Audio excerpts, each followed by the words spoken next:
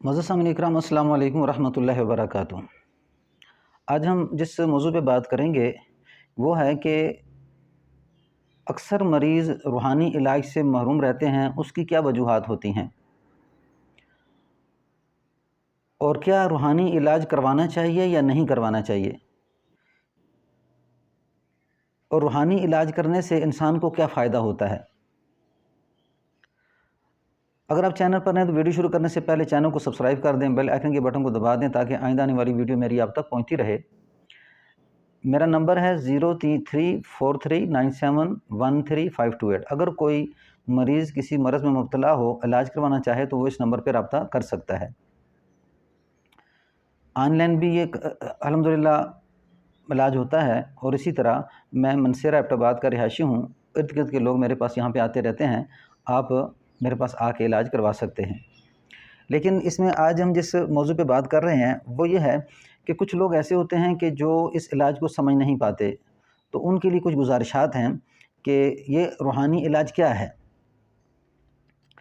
سب سے پہلے یہ سمجھنا کہ لوگ روحانی علاج سے محروم کیوں رہ جاتے ہیں۔ ایک تو وہ لوگ ہوتے ہیں کہ جو اس علاج کو سمجھتے ہی نہیں کہ یہ کوئی علاج ہے کہ نہیں۔ دوسرے وہ لوگ ہوتے ہیں جو علاج سمجھتے ہیں لیکن انہیں یہ معلوم نہیں ہوتا کہ روحانی علاج میں اس وقت جو علاج چل رہے ہیں ان میں ٹھیک طریقہ سے علاج کرنے والے کون لوگ ہیں، اور یہ ان لوگوں کے پاس چلے جاتے ہیں جو زیادہ تویز دھاگا وغیرہ کرتے رہتے ہیں، اور ان کا بلیو، ان کا ذہن یہی ہوتا ہے کہ تویز دھاگے سے میری بیماری ٹھیک ہو جائے گی۔ حالانکہ شرعاً ایسا ثبوت تویز کرنا کسی حد تک کہتے ہیں کہ جائز ہے، لیکن اس کا کسی مرض کا علاج صرف تویز نہیں ہے، بلکہ اس کے اندر پورا ایک ڈسپلن ہے کہ جس میں اللہ سبحانہ و تعالیٰ نے قرآن مجید کے اندر اس کو ظاہر کیا ہے۔ تو یہ مریض کیا کرتے ہیں، ناسمجھی کی وجہ سے یعنی ان لوگوں کے پاس چلے جاتے ہیں کہ جو علاج نہیں جانتے، یعنی یہ بھی جاہل ہیں اس علاج سے جو اللہ سبحانہ و تعالیٰ نے مقرر کیا ہے۔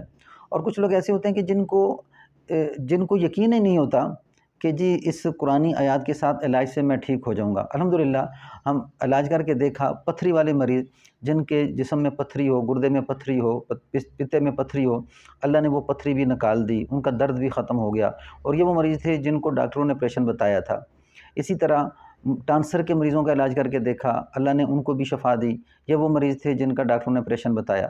اسی طرح جتنے بھی مرضیں چلتی ہیں، رسولی کا علاج کر کے دیکھا، جن کا آپریشن بتایا، اللہ نے اس مریض کو صحت عطا فرمائی۔ یعنی جتنی بھی مرضیں چلتی ہیں ان کے اندر الحمدللہ اللہ نے 80-90% اور 100% تک اس کا رزلٹ سامنے آیا۔ لیکن چونکہ مریضوں کو سمجھ نہیں ہے اور مریض اس علاج کو سمجھتے نہیں ہیں، جس وجہ سے علاج سے محروم رہ جاتے ہیں۔ تو یاد رکھیں، اللہ سبحانہ و تعالیٰ نے قرآن مجید میں شفا رکھی ہے، اور یہ قرآنی آیات سے اور احادیث سے علاج ہوتا ہے۔ یہ 3 بیماریاں، نظر، جادو، جنات سے بیماریاں پیدا ہوتی ہیں۔ ان میں سب سے زیادہ بیماری نظر سے پیدا ہوتی ہے، پھر جادو سے، اور پھر جنات سے۔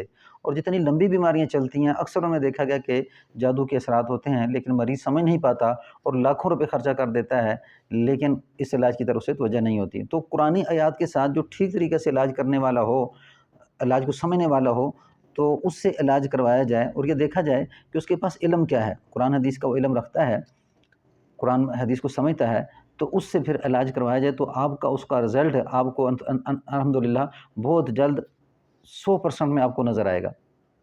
تو اللہ نے جو قرآن پاک کے اندر اس علاج کو ظاہر کیا ہے وہ اس آیت سے کہ وَنُنَزِّلُ مِنَ الْقُرْآنِ مَا هُوَ شِفَاءٌ وَرَحْمَةٌ لِلْمُؤْمِنِينَ، ہم نے قرآن میں سے کچھ آیتیں ایسی نازل کی ہیں جو مومنوں کے لیے شفا اور رحمت ہیں۔ تو اللہ نے یہ بتا دیا کہ کچھ آیتیں ایسی ہیں جو مومنوں کے لیے شفا اور رحمت ہیں، اور پھر وہ مخصوص آیات ہیں جن کے ساتھ علاج کیا جاتا ہے، نظر، جادو، جناتی بیماریوں کا، اور اسی طرح مختلف بیماریوں کا۔ تو اس سے الحمدللہ مریض کو پھر آہستہ آہستہ فاقہ ہونا شروع ہو جاتا ہے، اور جتنے بھی مریض آئے الحمدللہ اتنا فائدہ ہو جاتا ہے کہ اس سے ڈاکٹری دوا سے اتنا فائدہ نہیں ہوتا۔ اس کر کے جو بھی مریض ہوں ان سے گزارش ہے کہ روحانی علاج کی طرف توجہ کریں۔ السلام علیکم ورحمۃ اللہ وبرکاتہ۔